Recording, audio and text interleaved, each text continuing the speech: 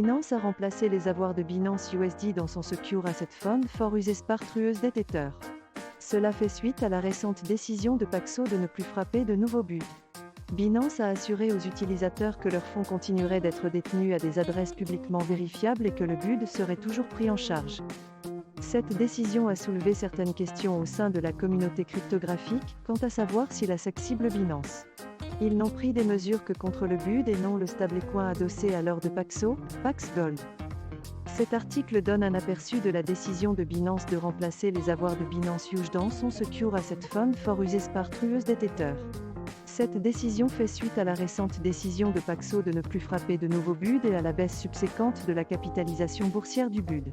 Binance a rassuré les utilisateurs sur le fait que le changement n'aura aucun impact sur eux et que le BUD sera toujours pris en charge. L'article examine également la récente action de la SEC contre le BUD et les spéculations de la communauté cryptographique selon lesquelles cette décision pourrait cibler Binance. Dans l'ensemble, l'article fournit un compte-rendu à jour de l'activité de Binance et de ses implications pour l'industrie des crypto-monnaies.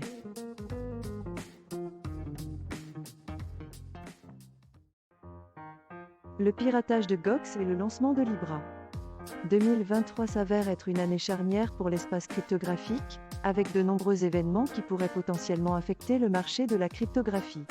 Il s'agit notamment de la transition d'Ethereum vers la preuve de participation, de la libération de pièces récupérées sur le mont. Le piratage de Gox et le lancement de Libra. Le piratage de Gox et l'influence croissante de la finance traditionnelle sur le marché de la cryptographie. L'avenir des stablecoins adossés à des fiat est également incertain, ce qui pourrait mener à l'adoption de stablecoins algorithmiques. De plus, les banques compliquent de plus en plus l'achat de crypto-monnaies. Cela pourrait amener l'industrie de la cryptographie à devoir offrir stabilité et sécurité à ses actifs. Cet article évalue l'impact potentiel de plusieurs événements majeurs en 2023 sur le marché de la cryptographie. Ces événements incluent la mise à niveau d'Ethereum à Shanghai, le retour du Bitcoin depuis le mont, le piratage de Gox, les conditions macroéconomiques et la faillite de la Silicon Valley Bank et ses effets sur l'USDC et le DAI. Il est suggéré que le paysage réglementaire actuel et l'instabilité du secteur bancaire traditionnel pourraient entraîner une adoption accrue de la cryptographie, mais également que les vrais croyants doivent créer un écosystème sécurisé et stable pour que cela se produise.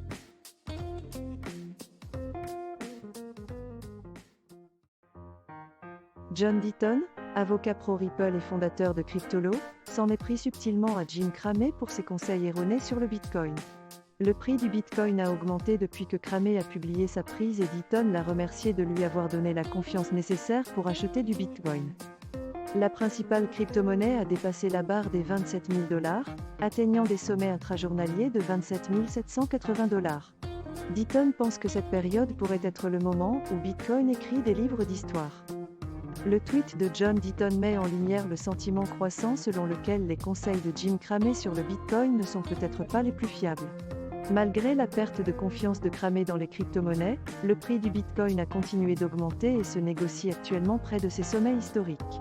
Le coup de poing de Deaton à Cramey fait probablement référence au fait que de nombreux passionnés de cryptographie ont interprété la position de Cramey sur le Bitcoin comme un signal d'achat et en ont bénéficié.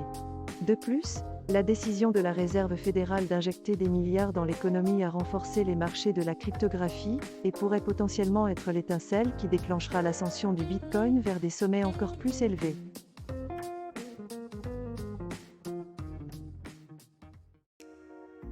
Le Bitcoin a connu une croissance impressionnante de 66% depuis le début de l'année, ajoutant 194 milliards de dollars de capitalisation boursière en 2023.